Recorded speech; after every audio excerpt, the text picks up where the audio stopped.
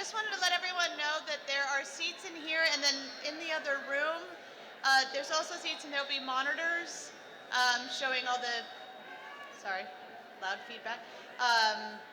The program and audio and everything will be in the room next door as well. If you can't find a seat in here, just so you know.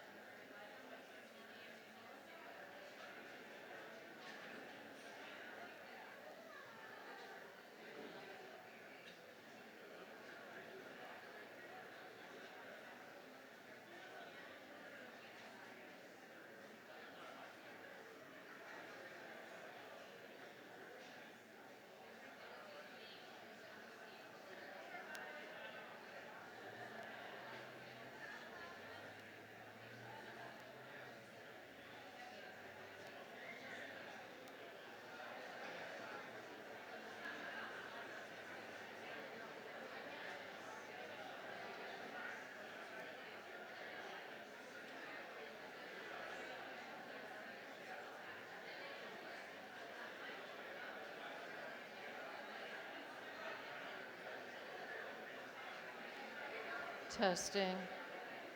You mean for feedback? Okay. Yeah, he'll pay attention.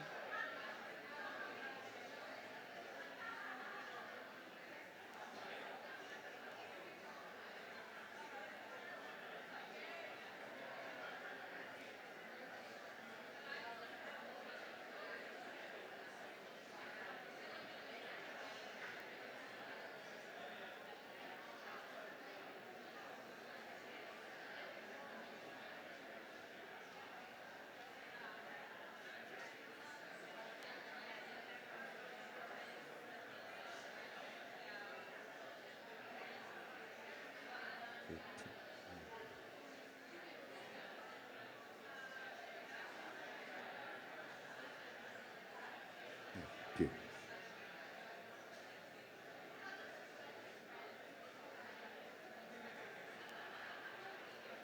Check, check, check, check, check, check.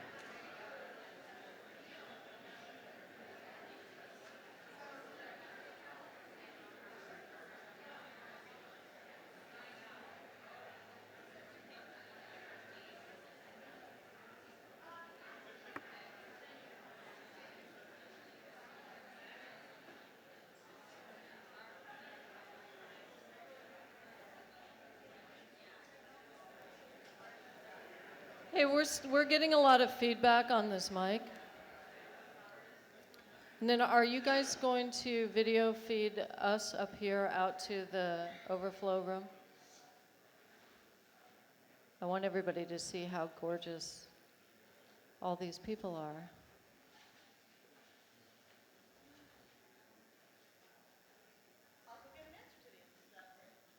Great. Rich. Or do we have Julian? Julian to introduce Gelton? Okay. And Liam, are you ready? Okay.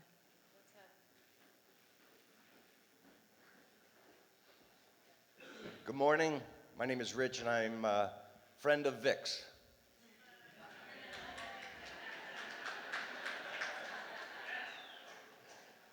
And we are here to celebrate this man, Vic Anderson. So if you're here for the Charlie Chaplin lecture, it is in the rear conference room. I love this picture. I love all the pictures of Vic, but this one I love because it's like he's thinking, is that a cricket down there?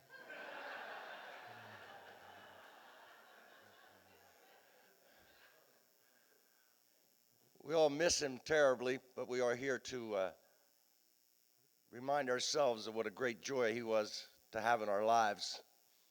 I want to thank Nanea, his daughter Sylvie, his grandchildren, Isabel, Dashiell, and Liam, his brothers Scott and Paul, for letting us all be part of this. It's a terrific thing. I want to bring up Julian now, who will make an introduction.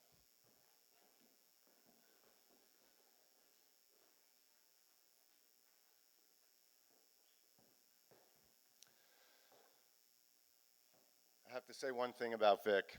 He always came up with clever and inventive ways to get people together to pray and meditate, but this one tops it. I had the blessing to be part of Vic and Nanea's Bodhicitta project, Get on the Board, and Vic was certainly the inspiration for our temple, which just opened this past December. Vic prayed and meditated with monks and in monasteries and temples around the world, and monks pray for him daily. Certainly during the end and the transition, all the monks in the temples and monasteries were praying for him. Our resident monk in the temple, who has been with us through the transition, through his illness and through the transition, and is with us today, Lama Geltsen Chopal, and he's going to lead us in a meditation, a prayer, and a dedication, and we all affectionately call him Big G.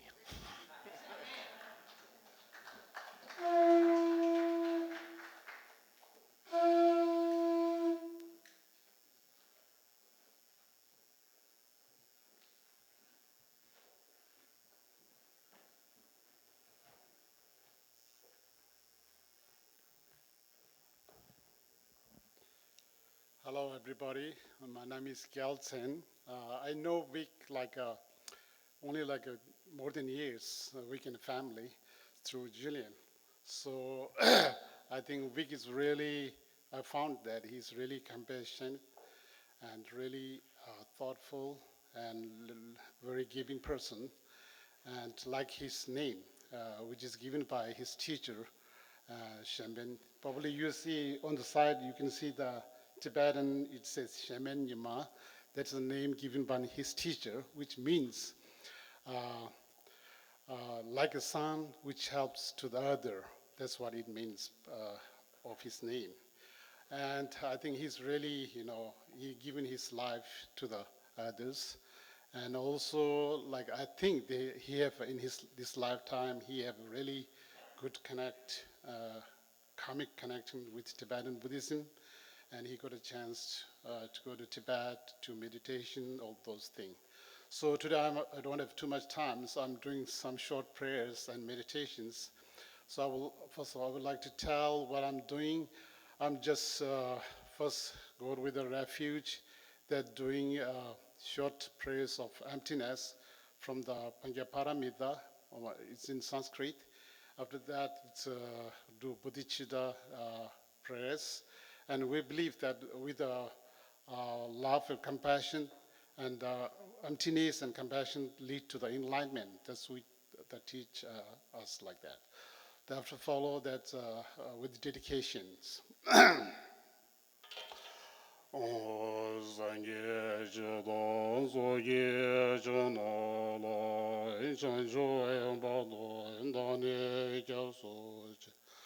Taye jizoenge be zonange, ndola benje zange, drobora isho, tayanda gade, bara gade, para zangade, bode yezo, tayanda gade, bara gade, para zamgade bode yezo ndayanda gade para gade para zamgade bode yezo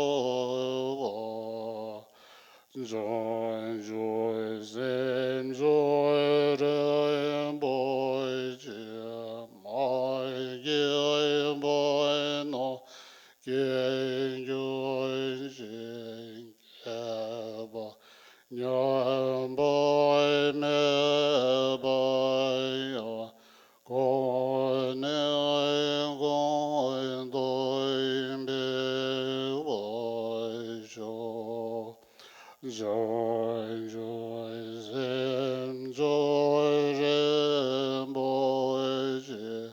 Moge ba noge yoje. Ge boy nyam boy me boy yo. Kone gondoi be oi sho. Joy, joy, zen, joy, boy, moi, gay, boy, no, gay, gay, boy, no, boy, no, boy, yo. Kone gondoi me oi sho.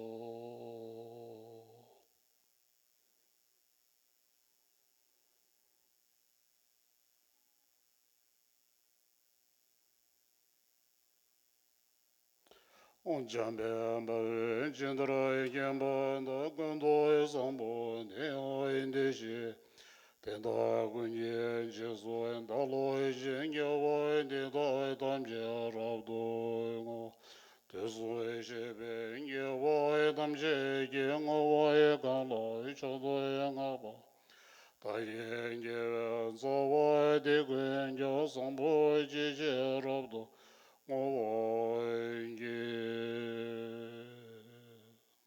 Thank you.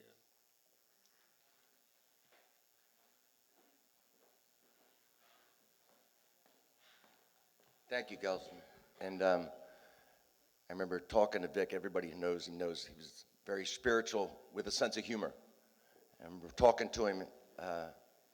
He was hoping to pass into total enlightenment and not have to come back to this realm, but he was being realistic and also praying that he wouldn't be reincarnated as someone who had to work for Nenea. So.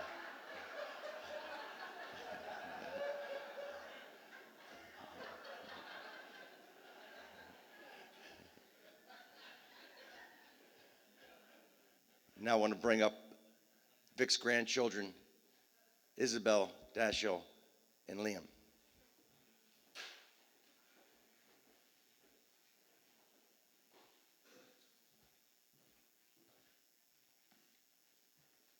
Hello, everyone. Thank you so much for coming today. We spent the last couple of weeks working on these separate eulogies, and we're really excited to share them with you today. So thank you so much for coming to honor my grandpa.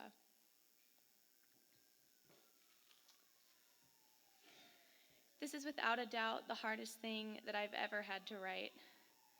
In terms of difficulty, I didn't think anything would be able to top my thesis on the archaic Athenian Acropolis, a paper that my grandpa desperately made sure he would get to read before I handed it in to my professor.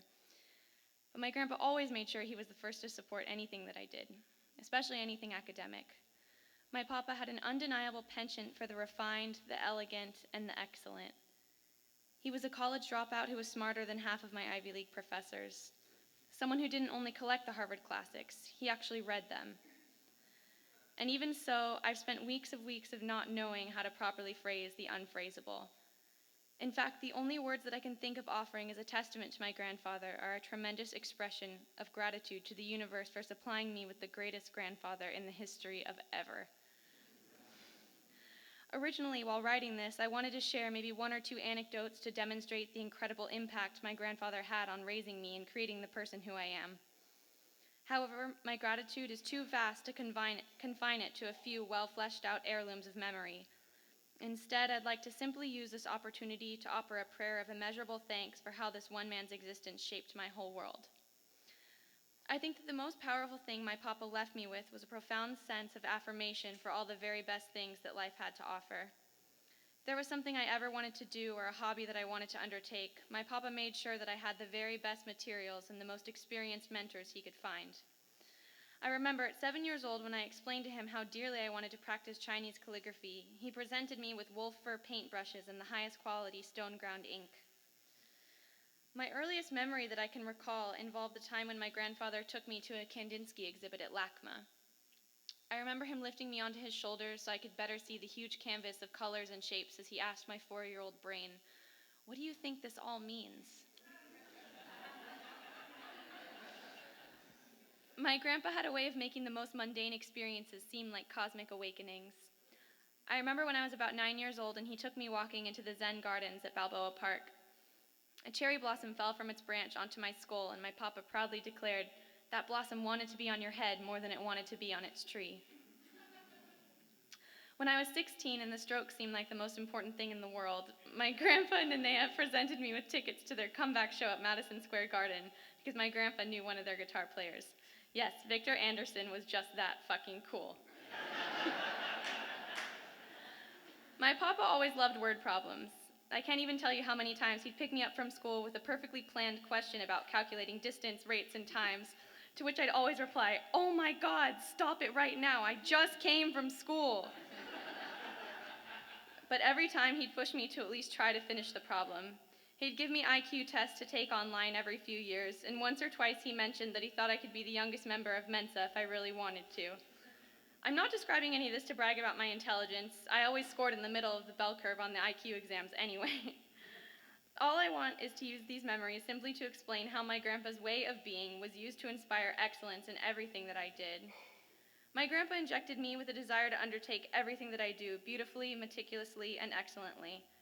This gift that he so generously left me with is the core of who I am today. With this, my grandfather taught me how to live in the best possible way. I am unable to express how incredibly grateful I am for this example of how to carry out my life. This is a legacy that my grandfather left me, and it is my greatest hope to continue to instill this belief in everyone that I meet. However, my grandfather left me with something else at the end of his life. Not only did he teach me how to live excellently, but he also taught me how to die excellently. At the end of his life, every time I reached out to touch his failing body, I was dumbfounded to be confronted by such an electric current of love surging through him. Even when he could no longer speak, that essence of excellence persisted all around him through all of the incredible people who helped my family as he was passing away. I cannot even express the beauty that I saw all around my family as he died. People I had only met once or twice before in my life showed up to help us all without even thinking twice. My mom, Sylvie, and his wife, Nenea, persevered in his spirit of excellence by becoming warriors of love who fought for him and for everyone who was a part of his life. In his final moments, they would not allow despair or fear to come within 100 feet of his apartment. Everyone who entered my papa's home to say goodbye was instructed to bring only joy with them.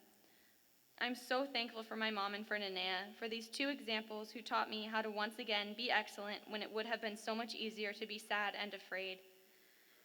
Thank you, Mom and Nenea, for making me braver than I thought I ever could be. And thank you, Grandpa, for giving me everything I needed to create the life of my dreams. I love you. I promise to live as excellently as you did. Thank you.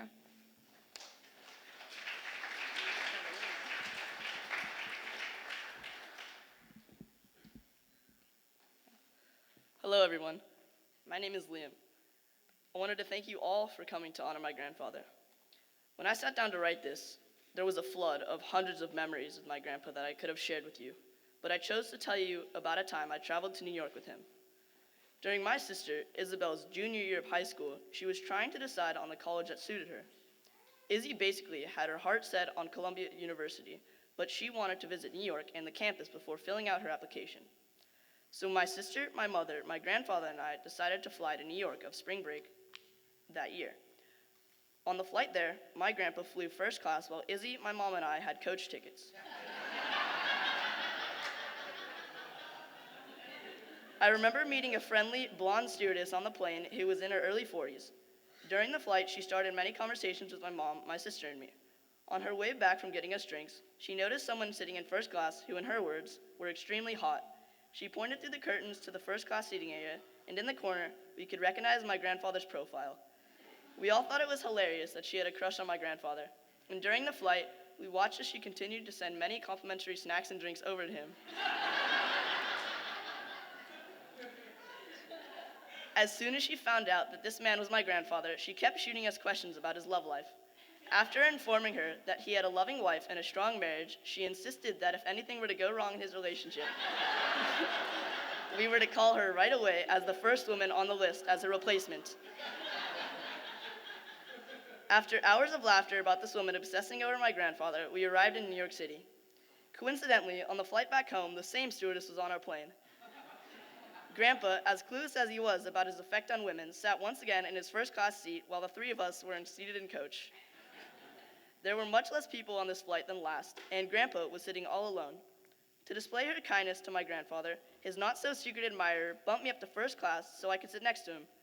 Throughout the flight, she continued to spoil us with spontaneous food and drink and asked my mother and sister more and more questions about my grandpa. While Izzy and my mom were stuck in coach, being pestered by a love-obsessed stewardess, my grandfather and I were having the time of our life with a mountain of junk food, cracking jokes, and living like kings in first class. This is just one of many examples of my grandfather's fantastic energy and charm, and how he always drew people towards him, but still managed to stay humble and grateful. However, if the stewardess were here today, I would thank her for one of the greatest memories of my grandfather and the best time I've ever had on an airplane. My grandfather was a man of true grace and compassion. He has impacted and improved many people's lives during his course, and I truly hope one day I will be able to carry on his great humanity. At the end of his life, I spent as much time with my grandfather as I possibly could. I'm so thankful to say that this amazing man died as he lived, sharing his incredible energy with hundreds of people and being surrounded by an overwhelming love from everyone in his life. I'd like to share the prayer with you that my grandfather would say every morning before his meditations, and whenever he would do his cricket release.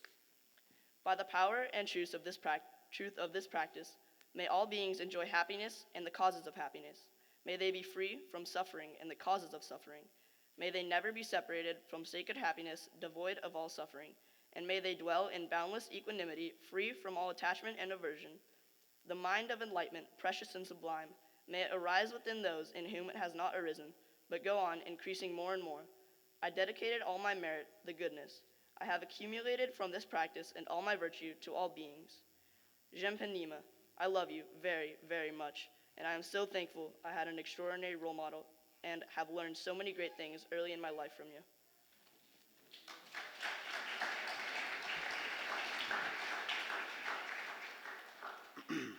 Hello, everyone. Thank you so much for coming to celebrate my grandfather's life. My name is Dashel, and today I just wanted to share a few of my favorite memories of my Grandpa Vic. I remember when me and my grandpa used to cruise around in his Buick while listening to songs by Chuck Berry and Jerry Lee Lewis. I remember when my grandpa would pick me up and throw me across our living room and onto our couch. My mother would watch in horror as I laughed and begged him to do it again and again. Once, when my little brother Liam and I were playing baseball with him in his front yard, one of us threw the ball so hard it seemed impossible for anyone to catch. But Grandpa, being the competitive guy he was, went for it, running backwards, trying to catch the ball. Right before he could catch it, he was table-topped by a large rock and was sent flying to the ground and into the bushes, and he completely crushed them all. He rose up from the dirt and leaves covered in cuts and bruises, but all he cared about was that he had hurt the plants that he landed on. He was an amazing man that cared about every living thing on this planet, and it's truly amazing to me to see all the things he has done for the people in his life and the people of Tibet. I'm so thankful for how much he has taken care of me and my family over the years. My grandpa was truly a celebrity in his community, and he was a social genius, and I love and miss him very much.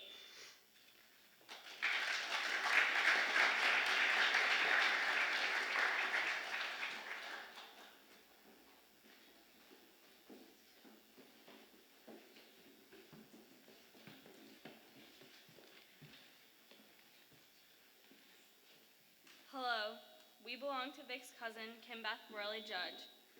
I'm her granddaughter, Isabella Goldberg. This is her daughter, my mother, Kelly Judd Goldberg, and this is my aunt, Jessica Judd Schott. My grandmother asked that her daughters read a short eulogy, which she wrote in Vic's honor. Thank you. And before I speak of my mother's words, I just want to say it's an absolute honor to be here. And I have been in awe of Naninja and Sylvie and their grace and their strength and their unbelievable honoring of Vic. It's just been a real privilege. So thank you for that. Okay, Vic Anderson by our mother, your grandmother, Kim Beth Worley Judge. My link with Vic Anderson is that our mothers were sisters, so we were first cousins. Younger than I by a few years, I knew him and loved him all his life, or perhaps lives. Since his journey was so filled with oddly diverse adventures, he was a lovely baby, tender and good-natured, with a radiant smile and wonderfully inquisitive nature. We shared similar stormy childhoods with fierce war hero fathers, both of them becoming high school coaches after the war. Our childhoods were similarly appended when our mothers both decided to get divorced. Vic and I and our siblings faced restless teenage years as we slogged through the repercussions of divorce and remarriage. We amused one another at family gatherings using everyone's favorite coping skills of humor. Vic's hippie years found him in California. I heard about his cinematic life of glamour and intrigue, starring the unusually clever and truly gorgeous Vic Anderson, who could charm his way through just about anything except himself. I thought about the minefields of his seemingly free lifestyle and heard about his addictions, sometimes landing him in the hospital. Most of us attempt to make sense of life's complications. But here is the extraordinary part. Vic did. Vic was able to come full circle, to figure out how to use his charismatic nature to benefit others. I witnessed him return to his true nature in spite of all of his life's obstacles. I watched his astonishing final chapter, wherein he searched out the truly best him and shared it with his people. Vic ended this particular life as he began it, a truly lovely person, tender and good-natured, with a radiant smile and a wonderfully inquisitive nature.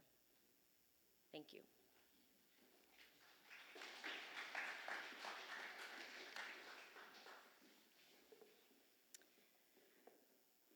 From generation to generation, we look to our elders to help us make sense of it all. In the Worley Judge Howell family, in the Anderson Worley Judge Howell family, we always had Grandpa Berman's memory to lean on. Smart, resourceful, sharp as they come, young Henry escaped Russian pogroms and traveled on his own here to make a better life for himself. Humor was his coping technique, our blessing. Vic's middle name, Henry, is just right. Smart, resourceful, sharp as they come, young Vic headed further west to make a life for himself, a better life for himself. Humor was his essence, our blessing. Like Grandpa Berman, Vic made the world a better place. But Vic's light shined across the globe. He took love, truth, and humility to a whole other level. Young people today often say they don't want to grow up to be adults in this challenging world, but to witness Vic's humble gratitude, his devotion to family, his elegant commitment to ever growth, and his enchanted marriage to his badass, beautiful, brilliant, gorgeous wife. Being a grown-up looks like a powerful blast, worth every moment of adversity on our path toward enlightenment. From generation to generation, thanks, Uncle Cousin Vic.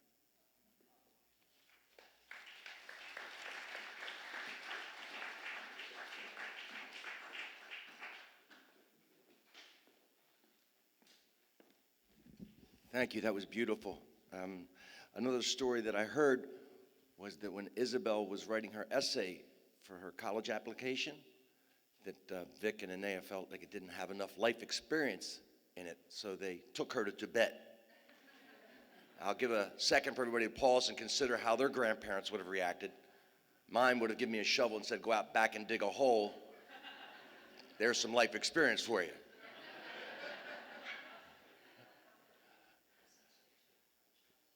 Oh, this is a message from Charlie, a video message from Charlie. Hi, my name is Charlie Taylor. When we visited Uncle Vic from Australia, he would always take me to the pet shop. We would buy a box or two of crickets, and then we drove around to find a place to let them go free. I will miss Uncle Vic, but I'm going to continue his work, and there is going to be a lot of free-range crickets in Australia. I love you, Uncle Vic and Auntie Nanea.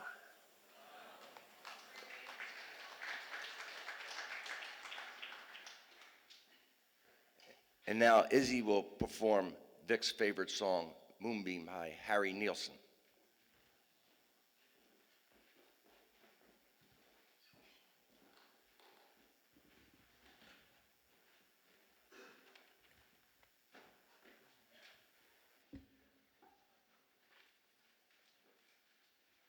You guys thought you were rid of me, but you're not. This is Brian, who will be playing guitar today. He was a friend of Vic and Nanea's, and it was so kind of him to give his time and to put up with me all week. At the beginning of the week, Brian asked me what key I'd be singing the song in, and I said, I have no idea what you're talking about. I'm not a singer, but we practiced a lot, so here it is.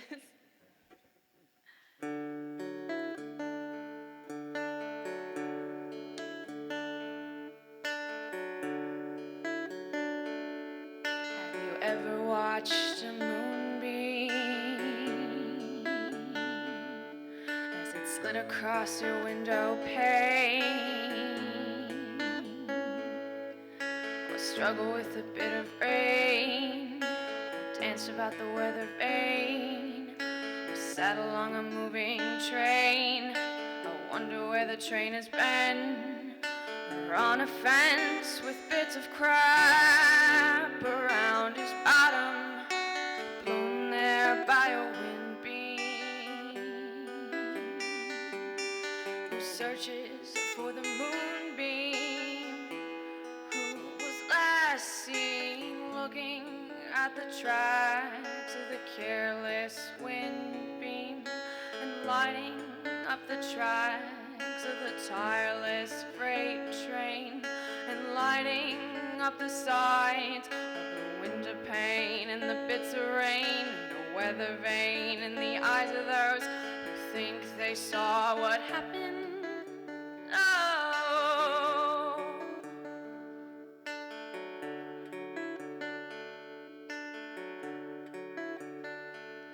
have you ever watched a moonbeam as it slid across your window pane? Struggle with a bit of rain, or dance about the weather vane, or sat along a moving train, or wonder where the train has been.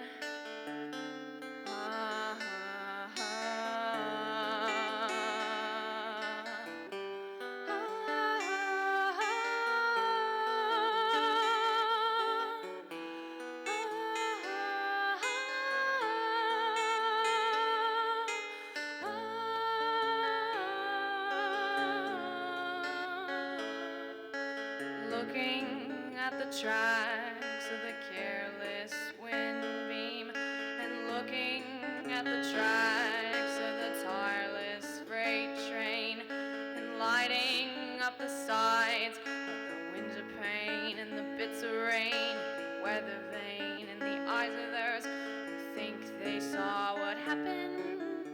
Oh.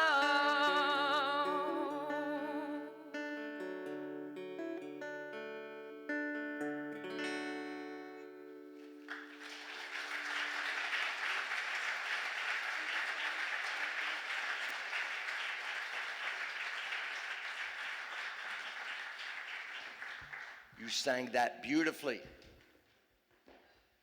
Thank you, Isabel. We've met the 3 grandchildren, but you haven't met the mother of the grandchildren, Sylvie, Vic's daughter. Please stand and let everybody see you, the mother of Vic's daughter, Sylvie. Thank you. Everybody who, oh, that's great. I can't keep, that's great.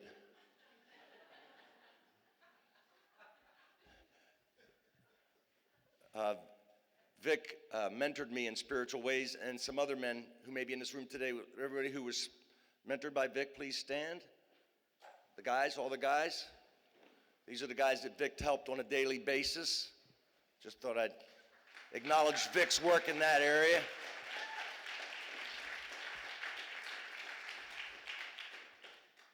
So when I asked Vic who mentored him, he said, this next guy, and I said, of course. So I love this man. Please welcome Jerry Schmalis.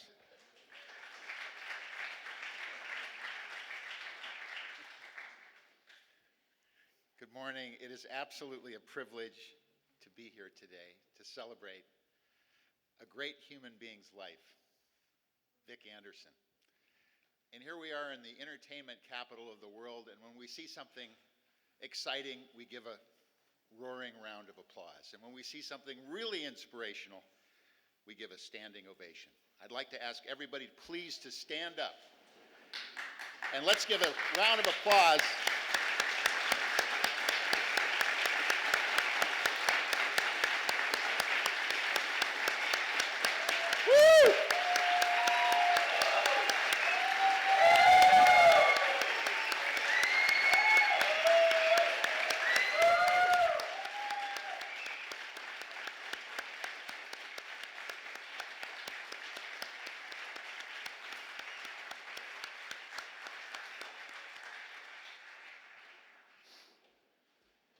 Thank you very much, Vic Anderson, for leading such a refined, powerful life.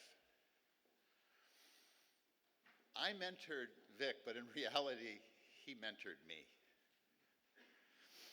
And what I observed was a world-class education on living a refined life.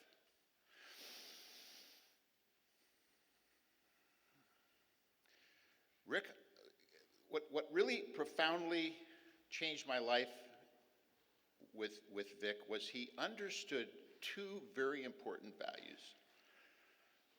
One, the value of hard work. Two was the value of loving your fellow man and serving them, being of service. I'm a little choked up here. In observing him,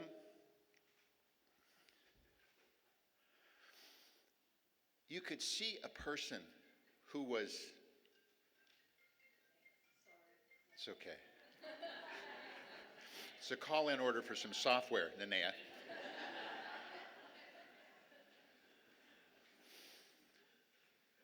And here's what I observed in his level of refinement as a human being. Tremendous purpose. He went through his life with positive purpose. He had reached a level of self-mastery that I could only hope to maybe get 10%.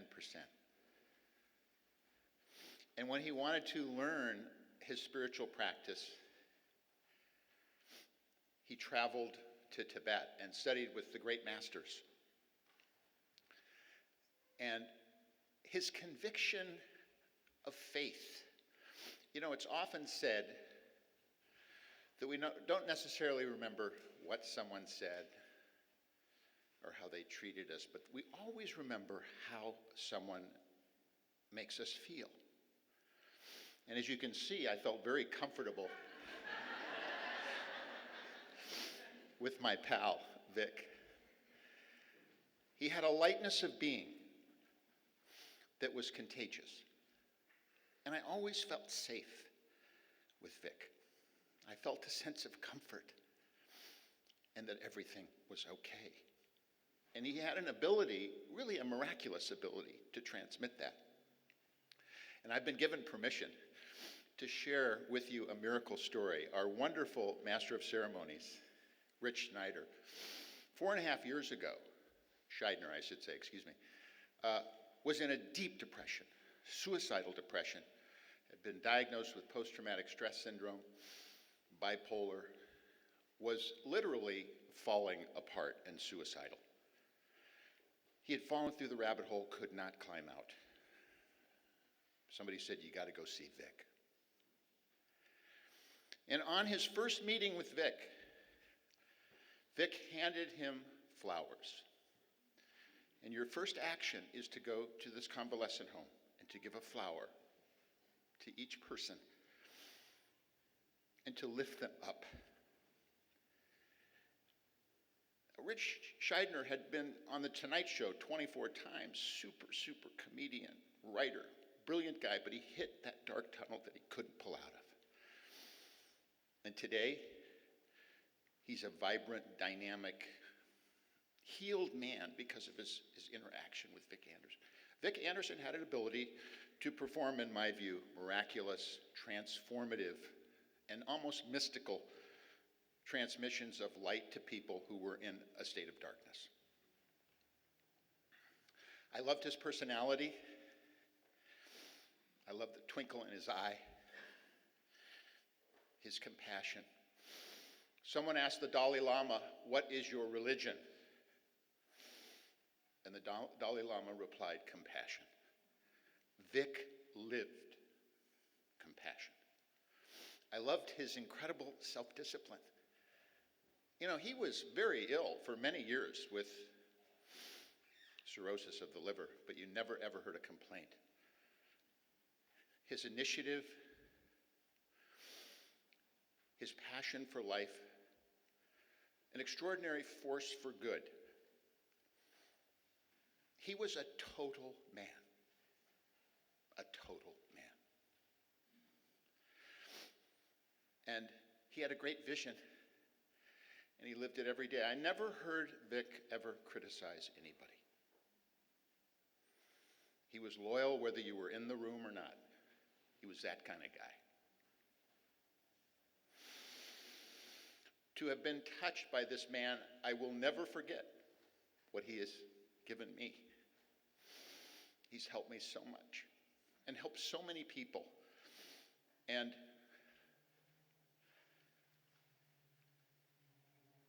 I'll never forget, he went on to live as full a life as he could. He became a vegan.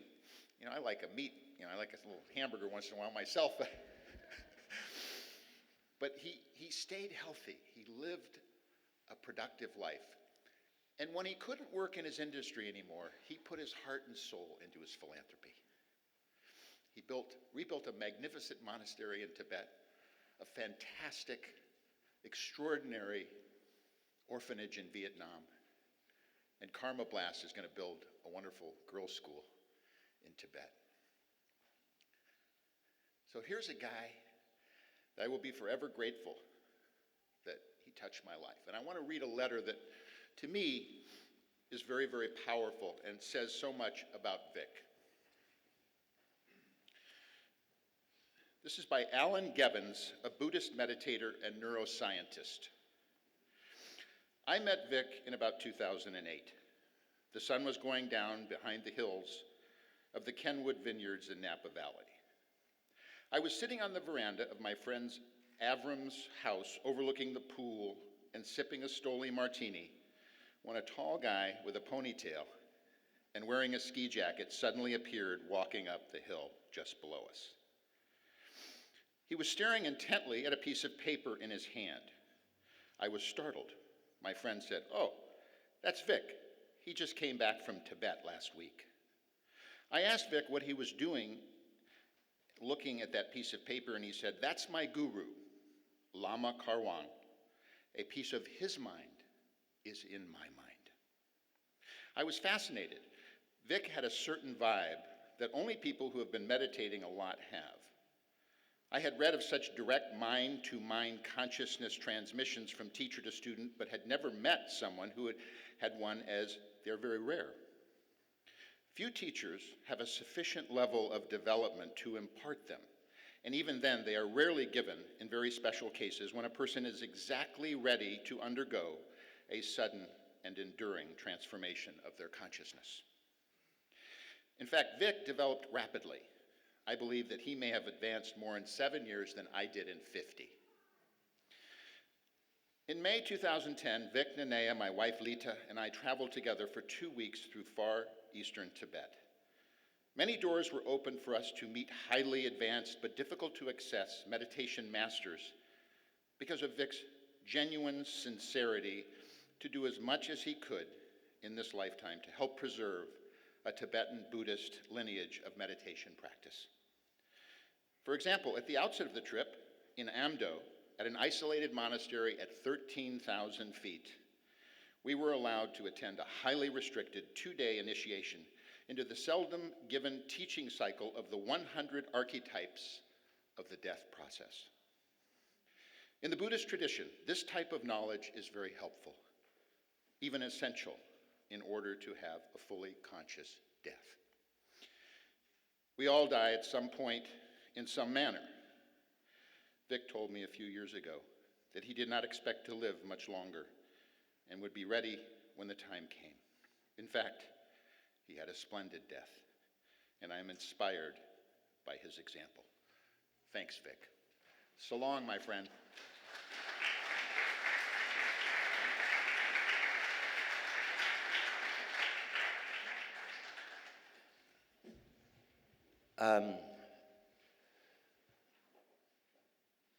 When Vic was we talked about the George Harrison documentary that Martin Scorsese did, All Things Must Pass, and Vic was talking about how he wanted to pass like George Harrison did, very cleanly, and in it, George Harrison's widow talks about being in the room, and when George Harrison passed, she said she could actually see his spirit leave his body.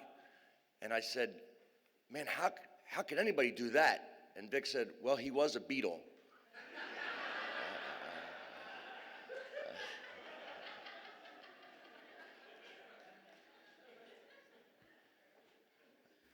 One more. Another one of his friends, Robert Tepper, will now sing a song.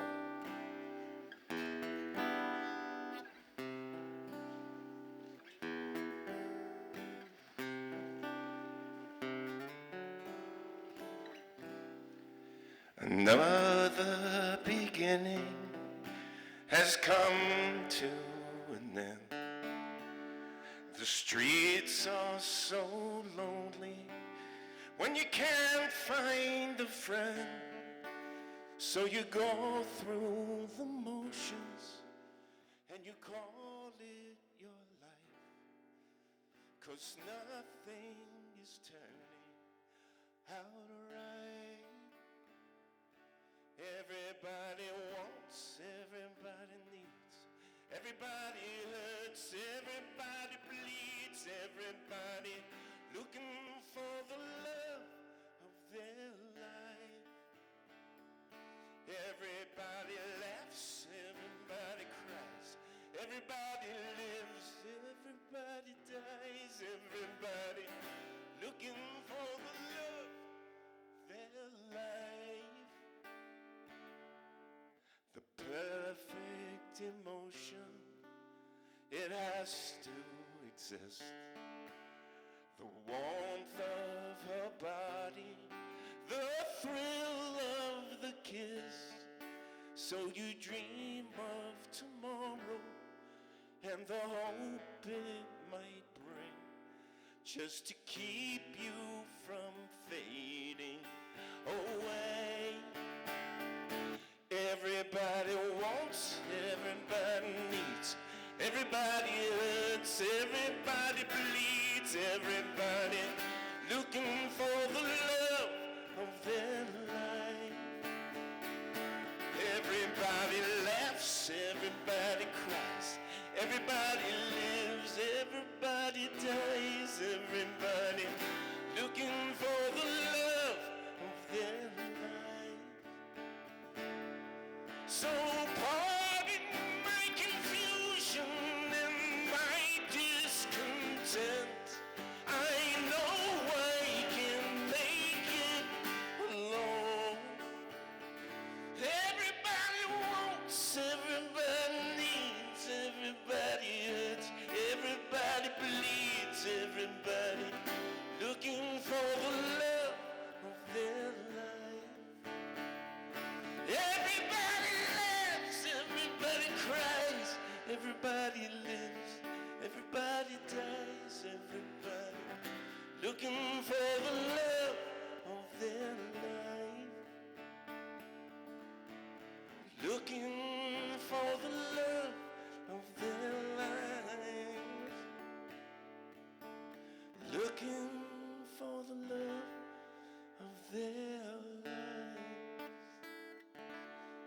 love you, Vic.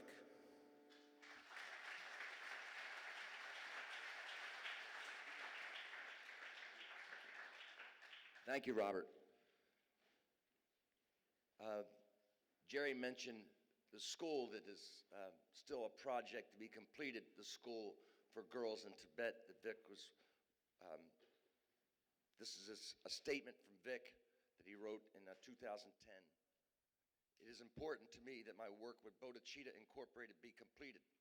In the event that any projects are unfulfilled at my death, I would like to ask my friends and family to ensure that these initiatives be completed.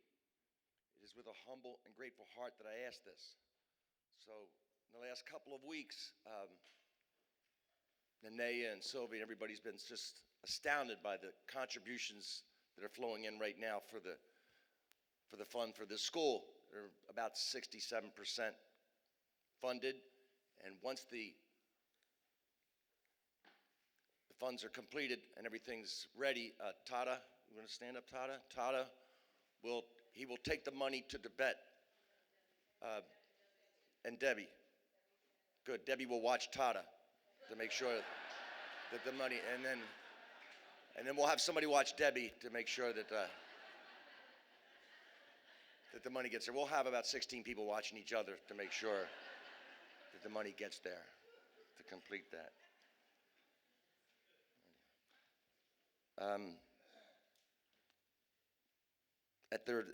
This is, by the way, Nenea and Vic were married here at the Ebell Theater 23 years ago. Oh, I love this. I love this. This is Vic with a mullet and mustache, the first date with Nenea. That's Vic, the second date.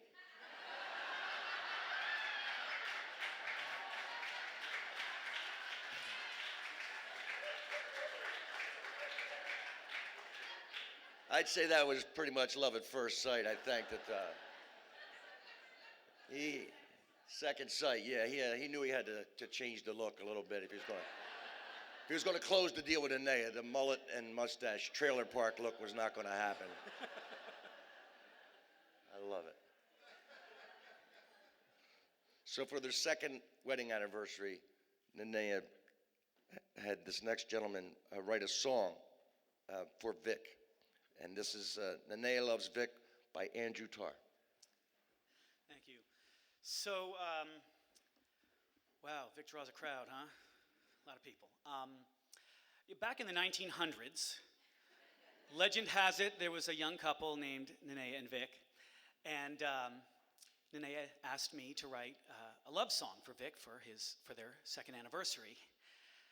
And the question is, you all know Nenea, she is a force of nature, and she was a force of nature back then. How do you write a song that does justice to the kind of guy that puts stars in the eyes of a girl like that? You can't, but I did the best I could, and this is what I came up with. Nenea Loves Vic.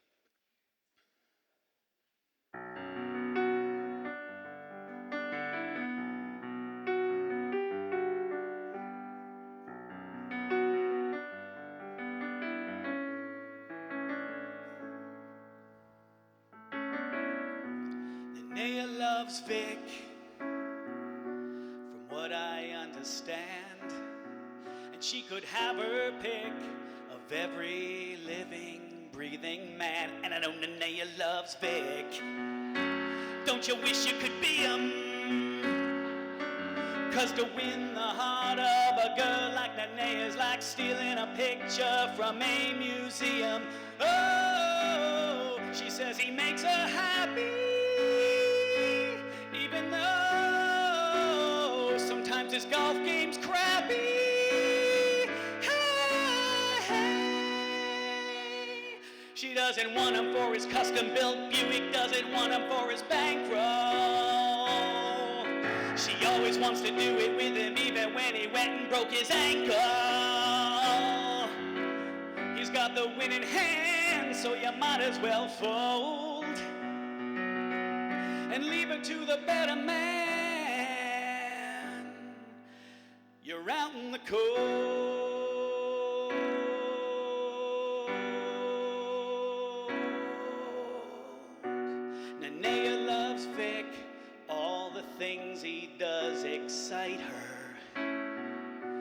He's writing a script, and now he's a favorite writer. Don't it hit you like a brick? And she says he's never ignored her.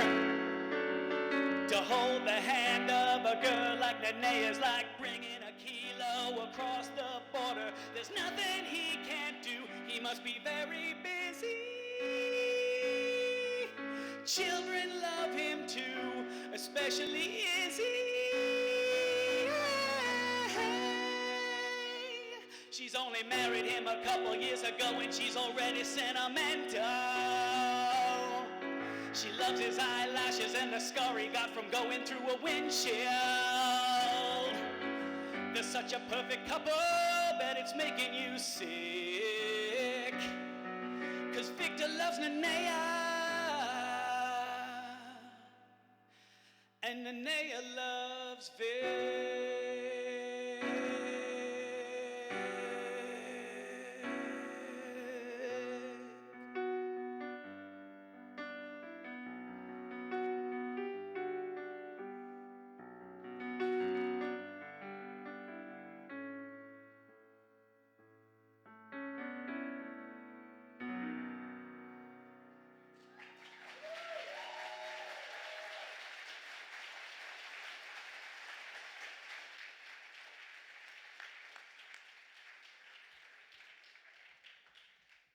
Well, I bet that song did the trick, Linnea.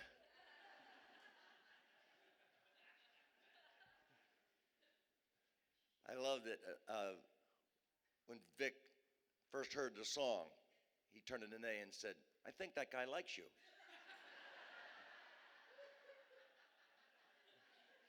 And I love the references in the song to the picture from an art museum.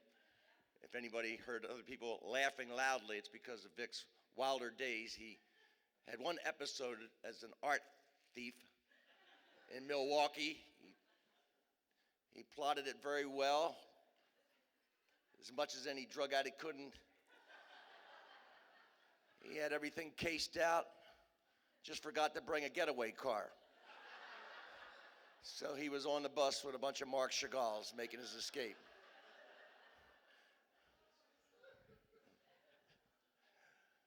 That's why we love him so much. He came from there to here, man. So our next speaker knows him and is a friend. Please welcome Sharon Crane.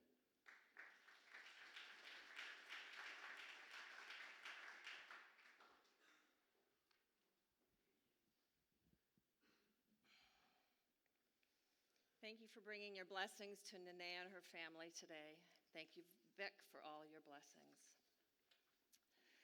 I had to write it. I'm going to power through. Our friend Vic Anderson, from a small town in Wisconsin to going rogue on the road, then luckily seizing the gift of a blessed surrender to health and hope in California, Vic Anderson began to grow into his soul. A pilgrim on a quest. I can't say Vic without saying Nenea. I can't say Nenea without saying Vic. I first met Nenea over 23 years ago when she was about to get married. 23 years ago, right here in '92, in this very place where we are today. And there was Vic, tall, dark, and handsome, a real hunk, I think was the word we used in the '90s for men like him. Here we were at their wedding reception, having a party in the middle of the LA riots. Appropriate somehow. It was a day of love in the middle of chaos, or in Vic's mind, I'm sure he saw it as love in spite of the chaos. He was always a deep thinker. We danced and ate and celebrated the love, the union, the beginning of a formidable partnership between Vic and Nenea. So many smiles and well-wishers. He was always, always there. Nenea never looked more beautiful, and her man never looked happier. Today, as we did those 23 years ago right here, we honor their love.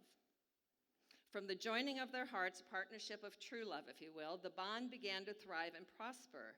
I am certain the earth moved a bit when these two soulmates found each other. And happily for us and for the earth, their spiritual partnership made an everlasting difference. People have been changed to their core, and places in the world have been healed through their vision and hard work. I know Nenea feels as if she has lost her best friend because she has. Their partnership was powerful. S. Warren says, if you are sensitive, your heart will melt in grief. Yet the greatest joy lies in devoting your life to the amelioration, I knew I'd screw that up, it means to make it better.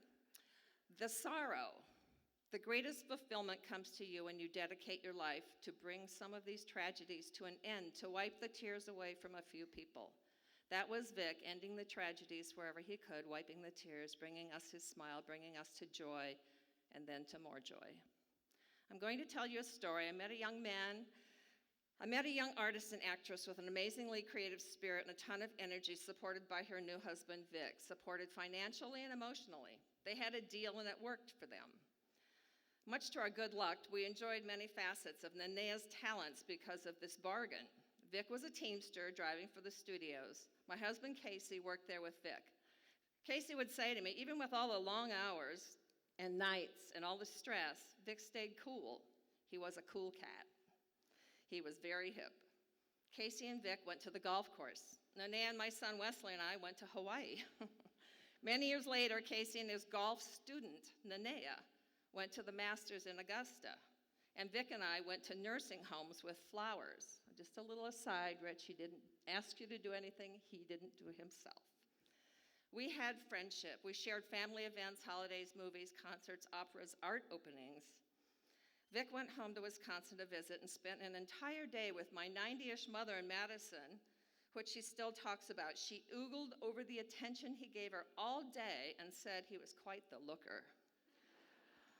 No lights, camera, action, just kindness for the person right in front of him, always, even when no one was watching. But life is real and they had big challenges. But Vic loved Nenea, and Nenea loved Vic. When Vic got diagnosed with Hep C and the treatments nailed him flat on his back or put him in the hospital, changes were coming. Vic got better, but not cured. He was different. I could feel the unease in him. I think the stirring began in him to find his purpose. He began with decision 10 years ago to go against selfish desires. Vic went to Tibet and everything changed. He began his meditation practice. Nenea went to work. Yes, everything changed. Vic was changed. He found compassion. And Nenea was changed. She found her talent, her brilliance, her gift by going to work. And she found compassion. From the storm comes new light. Good karma was born. They didn't just support each other's passions, they participated in each other's seemingly opposite worlds gracefully, fully. Vic in robes and prayer beads, Nenea in Prada. And no matter how much their roles changed, it seemed to weld their partnership even stronger to their love. But for me, the story takes an important turn almost 4 years ago in June of 2011. Vic was going to be there to help me with the most amazing, the most joyful, the most surreal, the most important day in my husband's life, the end of his life.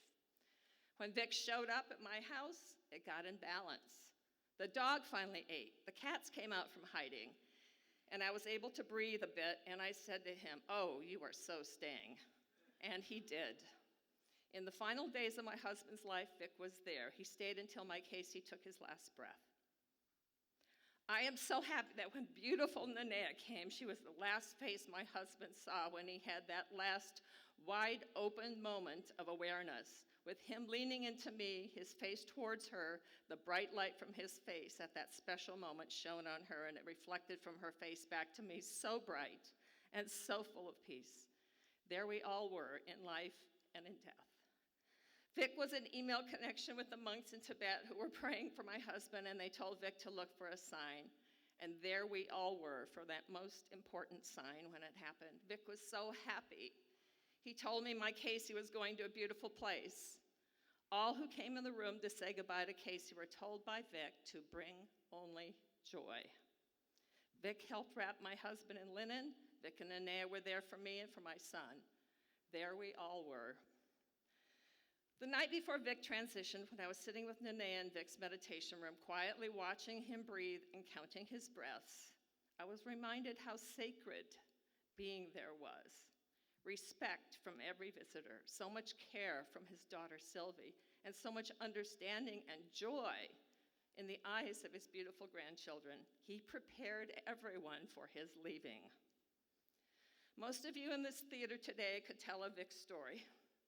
I bet each story would have humor, a lesson, an inspirational message in it, and love. So much love. That 1,000-0 love. Loving for fun and for free. I want you to keep those stories tucked in your mind, and when you see Nanea out in the world or think of her to contact her, tell her the story again. Keep this beautiful, brilliant, giving, compassionate man alive in our storytelling of him. Keep his dreams alive. Stay behind his purpose to educate, heal, repair, love. He was able to reach many. His capacity to give his full attention to the moment, to the sufferer, is a rare and difficult thing. His vision was stellar, but his purpose was simple. Love breeds love. Compassion breeds compassion. Everyone got a shot with Vic. I was moved by his gentleness for Nanea's sister, Vicky, who lived with them for a while. She was a soul who was never able to find peace in the world, and it was tragic when she died in Hawaii. I saw her have some happy times when she was with Vic and Nanea. Vic gave her a sense of safety, and their home was a respite for her. Everyone got a shot with Vic. My favorite photos are of Nanea and Vic's recent trip to the orphanage he built for the children in Vietnam. They touch me deep down where the divine spark lives in me. Vic looked great and was feeling totally in his element. You can see the heart speaking to heart in the eyes and smiles of the Buddhist nuns and the children, a beautiful mutual admiration of the God in Vic touching the God in the children, and the God in the children touching the God in Vic. Nanea, you helped Vic make that happen. Every dream he had, every promise he made, you helped make it happen. Lucky us to have witnessed the depth of love. I know love never dies. He has left you so much it will have no choice except to spill over and continue to honor the man with more love and action to the homeless, to the needy, to the aged, to the lonely, to the children, to the broken. Everyone and everything got a shot with Vic. I now find myself every morning on my walk with my dog, Maddie, that I am gently picking up and moving the snails lumbering along the sidewalks to a safe haven in the green grass. With each one I pick up, I think of my friend Vic. It's a small act, but Vic taught me each action counts. His cognizant compassion for all living things was all-inclusive, right down to the crickets. I love Nanea for many, many reasons. And one of the biggest was how well he took care of my friend. I love Vic for many. See, Vic and Nanea, I can't say it. They're not separated. I love Vic for many reasons. And one of the biggest was how well he took care of my friend Nanea. How he supported her changes. His love left in all of us will continue to take care of Nanea. And I will keep Vic's request of me. I will protect you, Nanea. I know your heart is broken. Open it, heals bigger. I know. I am grateful to have been given that sacred experience by your husband when my husband transitioned, to pay it forward to you, my friend. I kept hearing his voice in my heart those last days. Bring joy. We all got to bring only joy to his sacred place. I have a little wish. I wish that when Vic is on his way to that magnificent treasure tower with all the glory and great joy waiting for him there, that my Casey catches a glimpse of him, intercedes, and hands him his clubs. And they play around.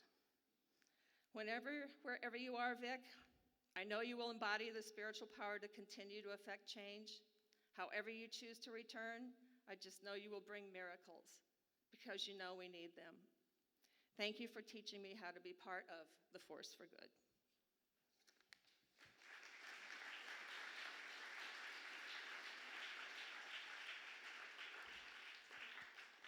Thank you, Sharon. Nanea loved Vic, Vic loved Nanea. And not long ago, Nanea asked for the remote for the TV, and Vic tossed it toward her. And it was either a bad toss, I heard it was a bad catch from Vic. But regardless, the remote hit her favorite ukulele. And I happened to be there when Vic went to Robert Tepper, who sang earlier, and said, you got to get this fixed. It's got to get fixed. I mean, it was hilarious watching Vic because I hadn't seen that side of him. Like, you gotta get me out of this jam. I'm in a jam here, man. You know, you gotta make this right. Gotta make this. So he did. Ukulele got fixed. And this next song is by Jeffrey and Tatiana, Vic's favorite song that Nenea sang and played on the ukulele. Okay, we're gonna check for feedback real quick.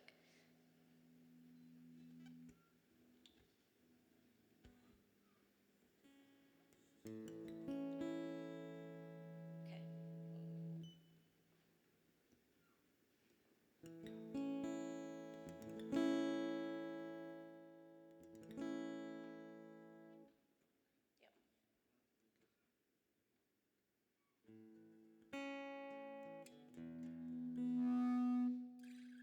Yep.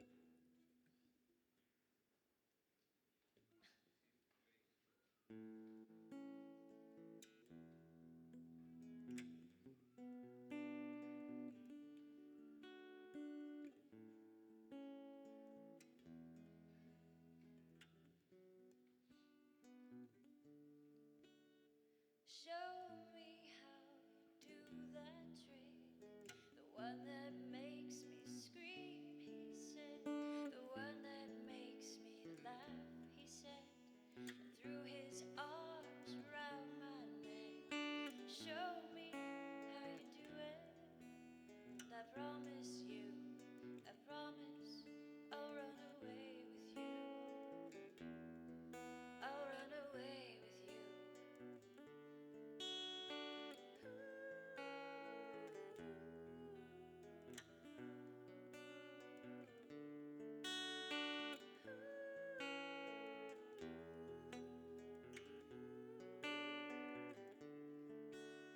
Spinning on that dizzy edge, I kissed his face and I kissed his head, and dreamed of all the different ways I had to make him blow. Why are you so far away? He said, and won't you ever know that I'm in love with you? That I'm in love with you. You, soft and lonely, you, lost and lonely, you, strange as angels dancing in the deepest oceans, twisting in the water. You're just like a dream. You're just like a dream.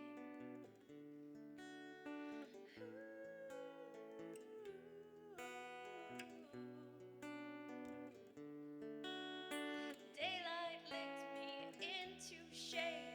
I must have been asleep for days, and moving lips to breathe his name. I opened up my eyes and found myself alone, alone, alone upon a raging sea that stole the only boy I loved and drowned him deep inside of me. You, lost and lonely, you, strange as angels dancing in the deepest oceans, twisting in the water. You're just like a dream. You're just like a dream. You're just like a dream. Oh, you're just like a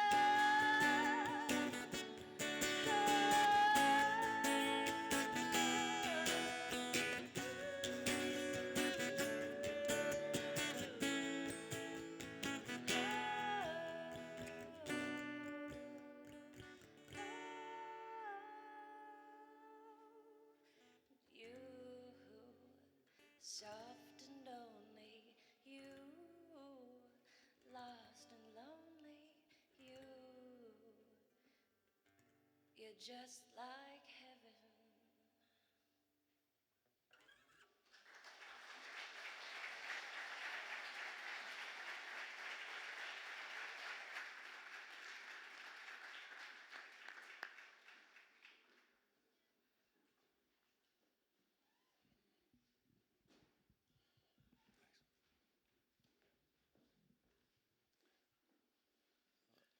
want to introduce you to the love of Vic Anderson's life, Nenea Anderson.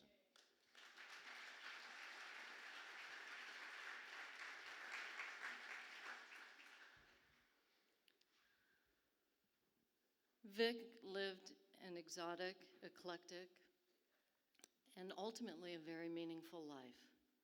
He had many incarnations in this lifetime, transforming himself from athlete to drug smuggler, to teamster, to Buddhist activist, and to finally a warrior of compassion. He was the most interesting and courageous person I've ever known. But most importantly, Vic was a brilliant example of a brother, friend, father, grandfather, and husband. I could not have asked for a better man to share my life with. We had a true and deep love built around utter and complete fascination with each other. I felt very much cherished by him, even up to the end. Today is the 23rd anniversary of our marriage.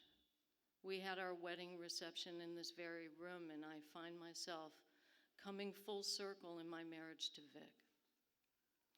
Today signifies the end of my marriage and life with a wonderful and beautiful and soulful man, but he will always be with me, and I will always be with him. Vic died a glorious death.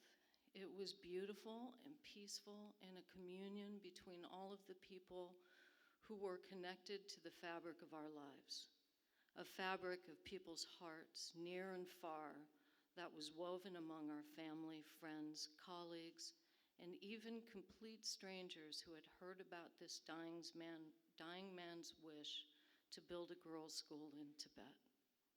It was an amazing thing to watch the rally of support for him and our family. For the last 2 months of Vic's life, it was a song of living eulogy. You sung it to the man before he left us. An endless stream of people who came to let him know exactly how they felt about him and what a difference he had made in their lives. And in his final days, we didn't leave his side. So many of you showed up to hold his hand, to help him stand up, to have him lean on your shoulder. And those of you who could not be here were always present because your notes and cards were read to him every day by his grandchildren. You were amazing. And there's a long list of people who went above and beyond the call of duty to show up every day to help me and Vic's daughter, Sylvie, when it got beyond our scope to be able to handle Vic by ourselves. People like Judy, Karina, Reg, Jean and Jamie, Alan and Teresa, Tada, Jeffrey and Tatiana, Julian and Gelton, Deb and Richard, Joe and Ann, Mike, Rich, Shepard and Heba, Terry, Ariane, Johnny, Ravi, Stephanie, Ken, Sharon, Jerry and Kathleen, KP, Trahim Solani, Jennifer, Sherry, Jason, LW, Sevi, Scott, Zach and Austin at work, who covered me for a month so I could be at home with Vic during his last weeks. That list goes on and on. So many people that it would take me an hour to name all of your names. We will be forever indebted to you as a family. But there's one person, though, that I'd like to highlight, and that's Vic's youngest grandson, Liam. All of his grandchildren were amazing with him until the very end. Truly, Isabel and Dashel are wonderful human beings, and they love their grandfather very much. But Liam made a real commitment to be with Vic hours on end, on almost a daily basis, since we all found out Vic was terminal 4 months ago. It made a huge difference to Vic's state of mind as his illness progressed to see Liam's face every day. And it was very moving for all of us to watch how tender all of Vic's grandchildren were with him. Vic knew he was loved. Vic gave very specific instructions in his will from 2010 on how he wanted to die. Specifically, he said, "It is important that no persons express great grief around my body during this phase. Only those who can help me through a peaceful transition should be present." And while it was incredibly hard for us to know that we were losing someone we loved, having this instruction brought us together as a family and as a community to not make his illness and ultimate death about how it was affecting us, but to help him with his transcendence from this journey to the next one. There was something very empowering in this. It allowed us also to keep our dignity, and thereby allowed for great moments of grace and tenderness to appear during what is normally seen as a tragic time for most. There was nothing tragic about it. Sylvia and I were with Vic during his last moment on this earth in his meditation room, with also some of our closest friends present. And I held his hand, telling him I loved him, that I would keep his promises, that I would take care of Sylvia and the kids, and that I would be okay without him, so that he could leave us in peace. And I also told him that I would find him again. And we were looking in each other's eyes as he took his last breath. He was fully conscious. And Sylvie had her hand on his heart until it stopped beating. It was a beautiful and profound experience, and all of us will be forever changed by watching someone die as beautifully as he lived. Vic also wanted his body not to be touched or moved for 4 days, in keeping with the Buddhist tradition, and we were able to honor that wish and surround his body with prayer and meditation from Gyaltsen and friends and family during those 4 days. On the 4th day, Gyaltsen and I wrapped his body, and our friends covered him with flowers. And the men who stood up earlier, whom he had helped throughout the years, helped him with his final departure by carrying his body out of our house with love, compassion, and prayers for his journey. Those prayers will continue in our home, in the monasteries of Dharamshala and in Tibet for the 49-day cycle following his death. We are very honored by the support, and it was exactly as Vic wanted it.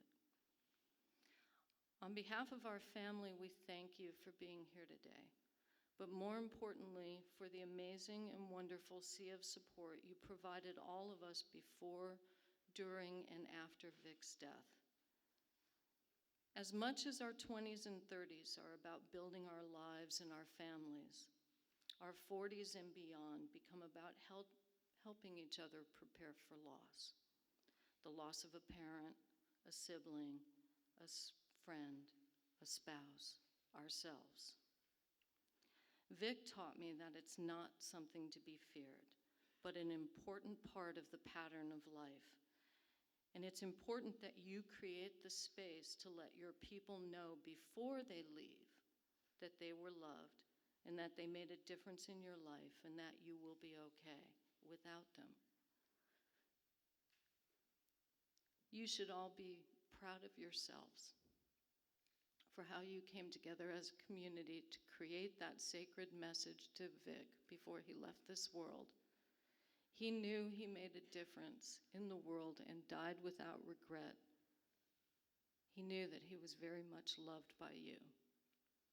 It was a very beautiful experience and an example that dying can be as joyful as the birth of a child. And since his departure on April 22nd, I keep finding little notes that he tucked in different places. And last night I found this in a file folder, which I believe is a message for all of you here today. I cannot be separated from this or from you. Our many hearts have only a single beat. And now I'd like to leave you with Vic's own words on how he felt about death from a talk he gave in January of 2013. And following that, my gorgeous, wonderful cousin Kawila will dance a hula for Vic and for you. Thank you.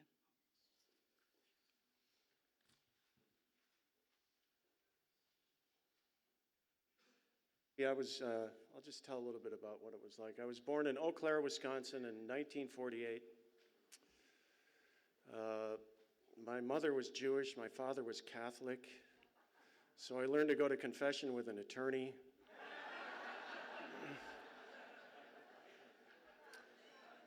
My dad had just come back from World War II. He was in the Marine Corps.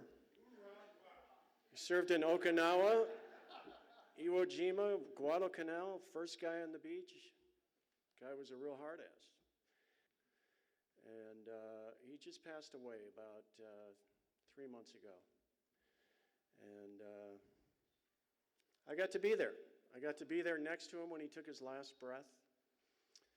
And it was an extremely important and fulfilling experience. In fact, I've gone through a whole string of adversities over the past 3 months. First of all, in September, I think it was September 24th, my spiritual teacher died in Tibet, the most kind, most holy, compassionate man who taught me so much, passed away. And then a month later, my father passed away. And then exactly a month later, I broke my back. And then about 2 weeks later, my wife's sister passed away from a drug overdose. And so, but the thing is, I don't mean to bum anybody out, but there's an upside to all this. We learn how to deal with adversity. We can actually turn adversity into our allies.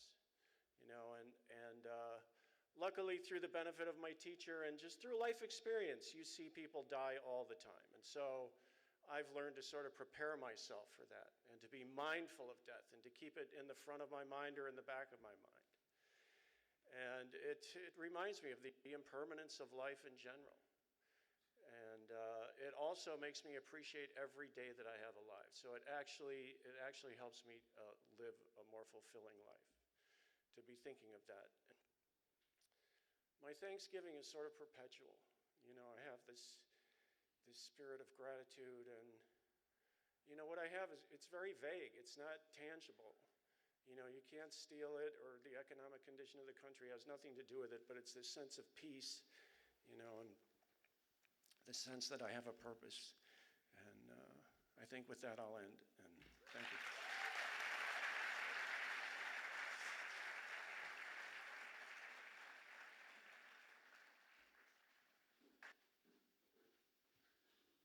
Kawila.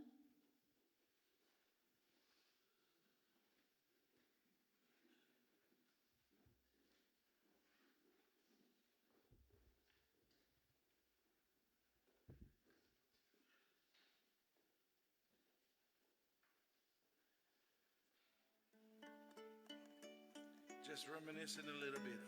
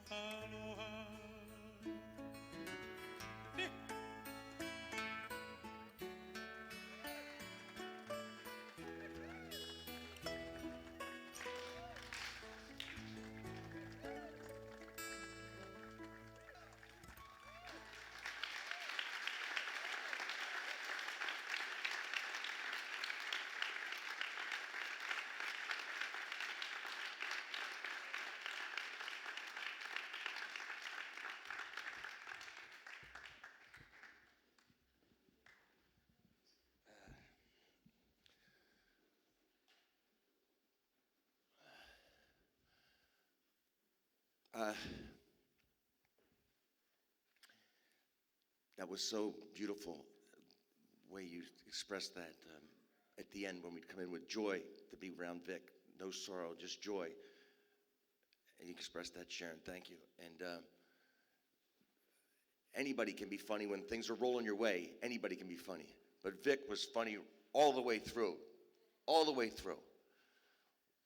One of the last days he was watching the Masters with one of our friends, and a friend turned to Vic and said, "You want me to get some crickets to go release Vic?" Vic said, "No, something bigger, like monkeys."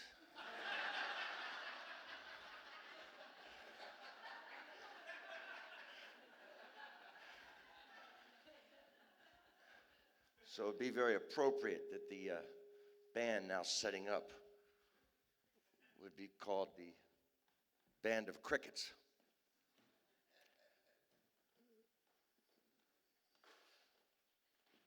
Now I guess I have to say something else.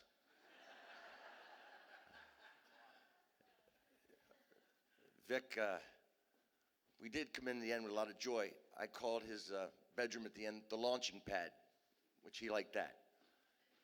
And but he was well aware of what was going on in the other rooms of the house.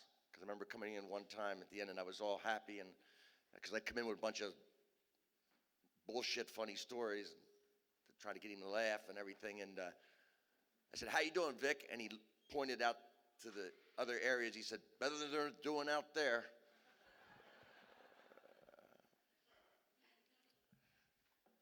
I am completely done, guys. You better set up fast, man. I am. This has been more pressure than preparing for any Tonight Show, because there's too much emotion. All right, the Band of Crickets.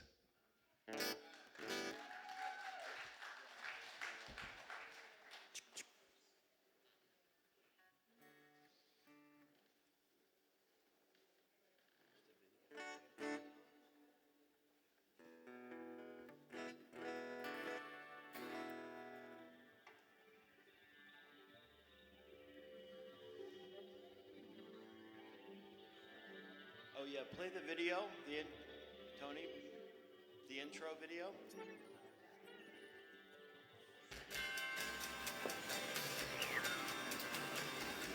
Describe Vic in one word. Selfless. Love. Healing. Happiness. Integrity. Magnanimous. Victorious. Beautiful. Tall. Tall. Tall. Tall. Compassionate. Spiritual. Vic. Rad. Love. Inspirational. Graceful. Victorious. Kingpin. Awesome. Hopeful. Serene. Foxy. Peaceful. Compassionate. Sweet. Caring. Excellent.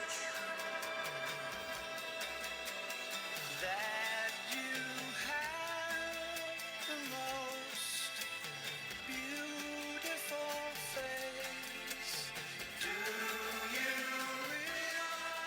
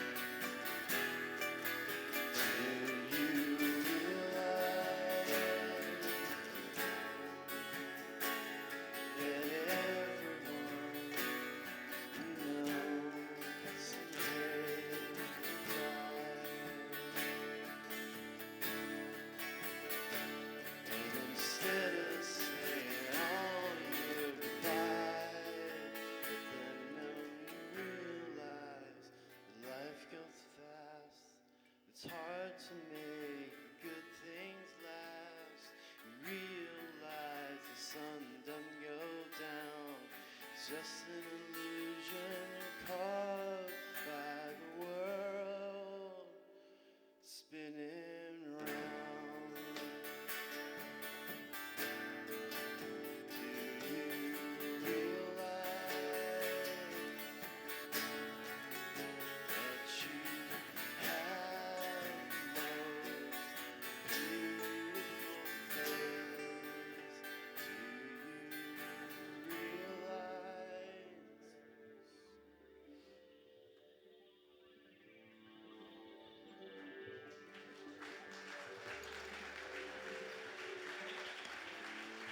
Welcome.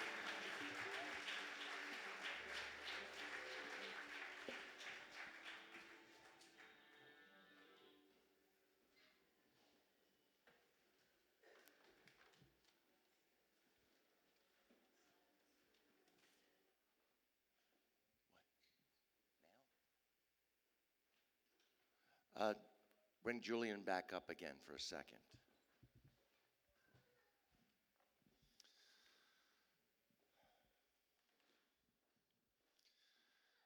Vic was my spirit brother, as he was for all of you. I've always taught my patients that there are three motivations in the world: to be safe, to get love, and to find your place in the world. Knowing Vic and Nenea, I now teach them a fourth motivation, and that's to give love. I know they've given love to everyone in this room, and that love will shine on forever. We're going to have 3 minutes of a silent meditation.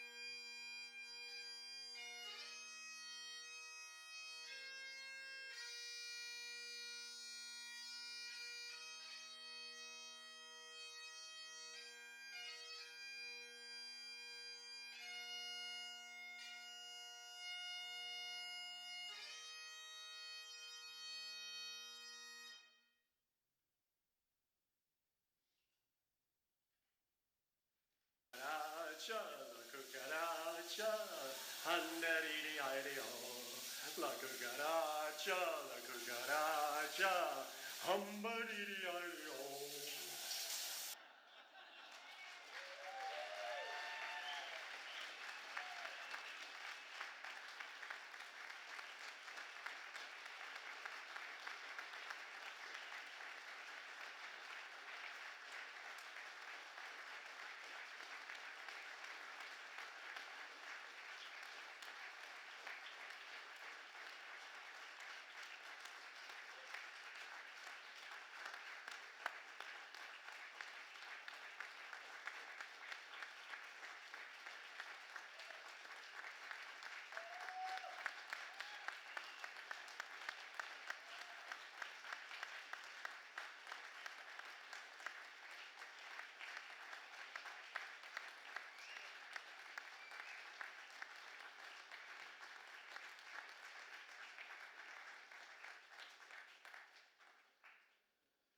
Thank you. There will be dancing, coffee and cookies, and free-range crickets